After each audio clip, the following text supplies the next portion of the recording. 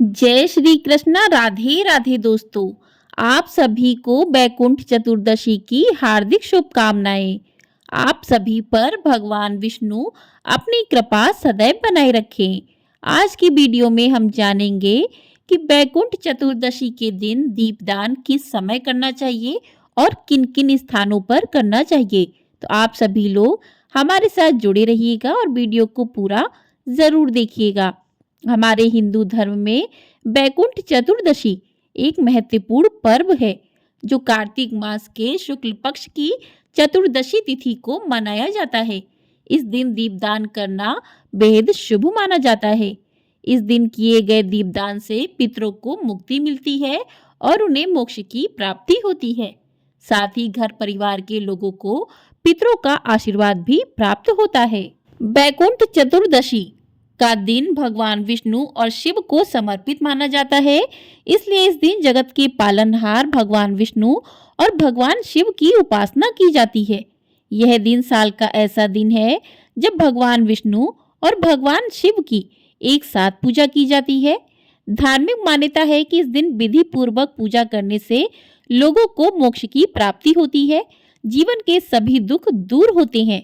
देवी पुराण के अनुसार बैकुंठी चतुर्दशी को मां पार्वती को जौ की रोटी का भोग लगाने से भक्तों को उत्तम फल की प्राप्ति भी होती है।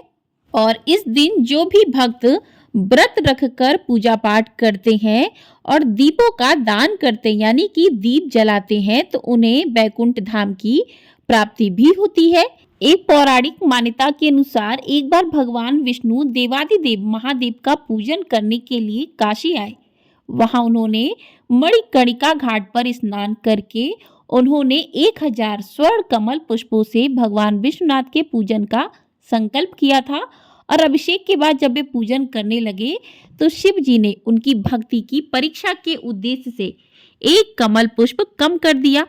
भगवान श्री हरि को पूजन की पूर्ति के लिए 1000 कमल पुष्प चढ़ाने थे। एक पुष्प की कमी देखकर उन्होंने सोचा, मेरी आंखें भी तो कमल के समान ही है, मुझे कमल नयन और पुंडरीकाक्ष कहा जाता है। यह विचार कर भगवान विष्णु अपनी कमल समान आंख चढ़ाने को प्रस्तुत हुए।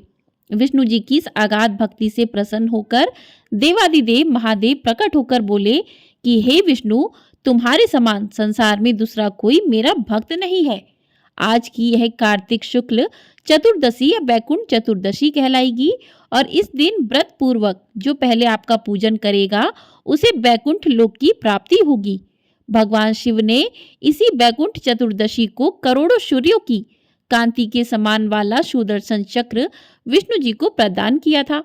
शिव जी तथा विष्णु जी कहते हैं कि इस दिन स्वर्ग के द्वार खुले रहेंगे और मृत्युलोक में रहने वाला कोई भी व्यक्ति इस व्रत को करेगा, इस दिन दीपदान करेगा तो वह अपना स्थान बैकुंठ धाम में सुनिश्चित करेगा। तो इस प्रकार से बैकुंठ चतुर्दशी के दिन दीपदान करने से, पूजा पाठ करने से, व्रत करने से भक्तों को सीधे बैकुंठ धाम की प्राप्ति होती है। अब जान लेते हैं कि इस दिन आपको दीप कहाँ कहाँ जलाने चाहिए और किस समय जलाने चाहिए। तो बैकुंठ चतुर्दशी के दिन जो दीप जलाए जाते हैं उनकी संख्या 14 होती है, क्योंकि चतुर्दशी के दिन 14 दीप जलाए जाते हैं। और ये दीप जो है रात के 12 बजे से लेकर सुबह 4:30 बजे तक दीप जलाने का समय रहता है, क्योंकि कहते हैं इस समय पर बैकुंठ के धाम के जो द्वार हैं वो खुले रहते हैं और साक्षात भगवान जो हैं धरती पर आते हैं। इसलिए कहते हैं कि ब्रह्म मुहूर्त में उठना सबसे सही माना जाता है। तो इसी समय पर 14 दीपों का दान किया जाएगा। तो जान लेते हैं किन किन जगहों पर ये दीप जलाए जाएंगे तो और कैसे दीप जलाने चाहिए। तो इस दिन जो है आप आटे के 14 दीपक बना सकते हैं या फिर आप मिट्टी के भी ले सकते हैं। आटे के लिए लें तो ज़्यादा अच्छा, ज़्यादा शुभ माना जाता है। और तेल जो है आप तिल के तेल के या फिर सरसों के तेल के या फिर देसी घी के दीपक भी जला सकते हैं। तो आपकी जैसी सामर्थ्य है आप उसके अनुसार जो है तेल का प्रयोग करके भी दीपक जला सकते हैं। अब बात करते हैं कि पहला दीप कहाँ जलाना चाहिए। पहला दीप जो है आप अपने घर के मंदिर में जलाएं।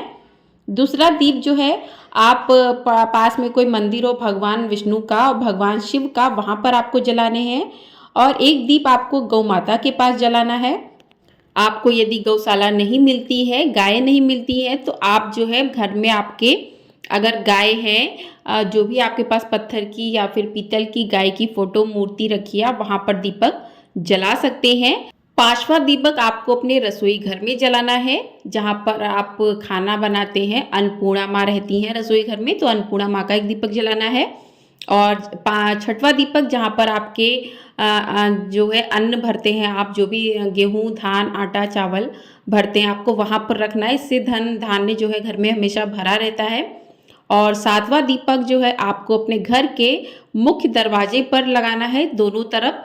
तो 2 दीपक वहाँ पर जलाने हैं आपको दोनों तरफ, और उसमें जो है आप कमलगट्टे डाल दीजिए, ज़्यादा शुभ माना जाता है। तो घर के दोनों मुख्य द्वार पर दोनों साइड में आपको जो है 2 दीपक जलाने हैं।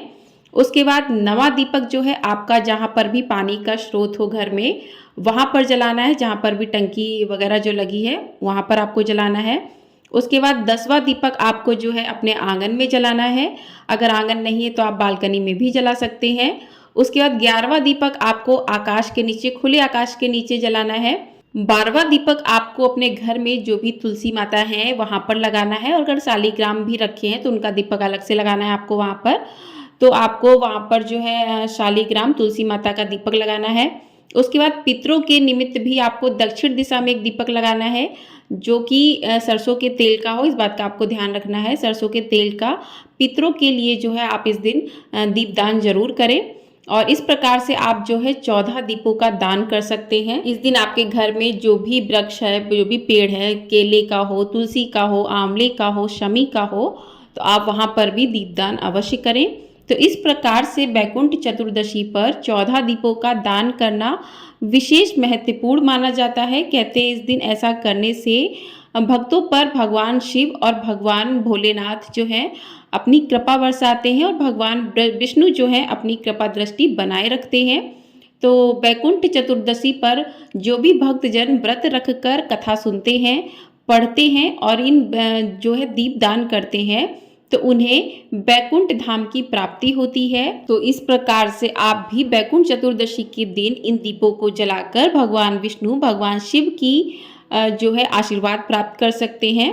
और इस प्रकार से जो है आज की वीडियो पूरी हुई। तो आपको ये वीडियो पसंद आई है तो वीडियो को लाइक ज़रूर कर दीजिएगा, शेयर भी कर दीजिएगा, और चैनल पर आप पहली बार आए हैं तो चैनल को सब्सक्राइब भी कर लीजिएगा।